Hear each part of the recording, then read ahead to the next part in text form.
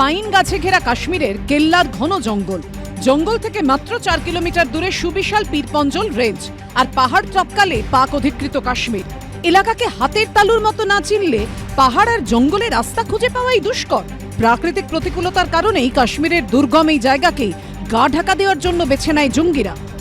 দক্ষিণ কাশ্মীরের সোপিয়ানের ঠিক যেখানে আমরা দাঁড়িয়ে রয়েছি সেই ভ্যালির আশপাশ চত্বর যে জায়গাটা ছড়িয়ে রয়েছে তা কিন্তু কেল্লার ফরেস্ট। এই ঘন জঙ্গল এই মুহূর্তে কিন্তু ভারতীয় সেনাবাহিনীর একেবারে র্যাডারে রয়েছে, কিংবা বলা চলে যে সার্ভেলেন্সের মধ্যে রয়েছে।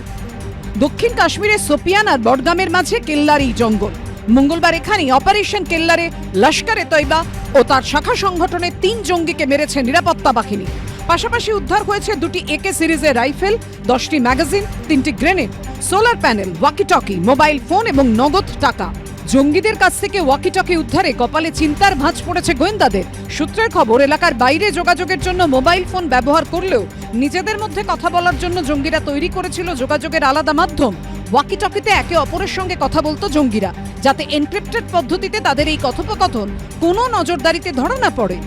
ঠিক যেখানে আমরা দাঁড়িয়ে রয়েছি এই কেল্লার ফরেস্টকে টপকে গেলেই কিন্তু রয়েছে পীরপাঞ্জাল রেঞ্জ, এবং 4 কিলোমিটার দূরে এই পীরপাঞ্জাল রেঞ্জের পরে কিন্তু 2 কিলোমিটার দূরে রয়েছে পাক অধিকৃত কাশ্মীর। ফলত সেনাবাহিনীর তরফে যেটা জানানো হচ্ছে যে তারা গোটা এরিয়াকে সার্ভেলেন্স করছে। গতকালকে ঠিক এখানেই রাষ্ট্রীয় রাইফেলস এবং জম্মু কাশ্মীর পুলিশের তরফে কিন্তু এখানে একেবারে এনকাউন্টার করে 3 জন লস্করি তৈবার যারা সদস্য ছিল তাদেরকে আর কি খতম করে। কিন্তু তারপরেও সেনাবাহিনীর তরফে যেটা আমরা জানতে পাচ্ছি যে এই যে গোটা এলাকার বিভিন্ন জায়গাতে জঙ্গলের ঘনত্ব বুঝে সেখানে কিন্তু আত্মগোপন করে রয়েছে বা লুকিয়ে রয়েছে অন্যান্য জঙ্গিরা, যার মধ্যে লস্করি তৈবার আরো হ্যান্ডেলাররাও রয়েছে। সোপিয়ান থেকে পাক অধিকৃত কাশ্মীরের পীরপঞ্জল পর্বত শ্রেণীর দূরত্ব প্রায় 150 কিলোমিটার। গাড়িতে যেতে সময় লাগে প্রায় 5 ঘন্টা, কিন্তু জঙ্গলে ঘেরা পাহাড়ি দুর্গম পথে ওই দূরত্ব পেরোনো যায় খুব অল্প সময়।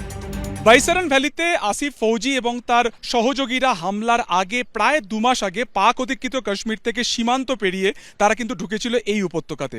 প্রথমে তারা আশ্রয়স্থল হিসেবে বেছে নিয়েছিল গুলমার্গকে, কিন্তু সেখানে সেনার তৎপরতা বেশি থাকায় তারা কিন্তু খুঁজে নিয়েছিল দক্ষিণ কাশ্মীরের এই কেল্লার জঙ্গলকে, যেখান থেকে তারা 15ই এপ্রিল একেবারে এই জঙ্গল ছেড়ে তারা সরাসরি চলে যায় পেহেলগামে। পেহেলগাঁওয়ে হামলাকারী খুনি জঙ্গিরা এখনো ধরা পড়েনি। সোপিয়ানের ঘন জঙ্গলে চিরুনি তল্লাশি চালাচ্ছে সেনাবাহিনী। এরই মধ্যে পেহেলগাঁও হামলায় যুক্ত লস্করে তৈবার গুরুত্বপূর্ণ অপারেটর হাসিম মুসা ওরফে আসিফ ফৌজির নামে পোস্টার টাঙানো হয়েছে, যে কিনা পাকিস্তান সেনাবাহিনী স্পেশাল ফোর্সের প্যারা কমান্ডো ছিল। এছাড়া আরো 2 জঙ্গি আবু তালহা ও আদিল হোসেন ঠোকরের ছবি দিয়ে পোস্টার দিয়েছে পুলিশ। খোঁজ দিতে পারলে পুরস্কার মিলবে 20 লক্ষ টাকা। সুকান্ত মুখোপাধ্যায় রিপোর্ট, এবিপি আনন্দ।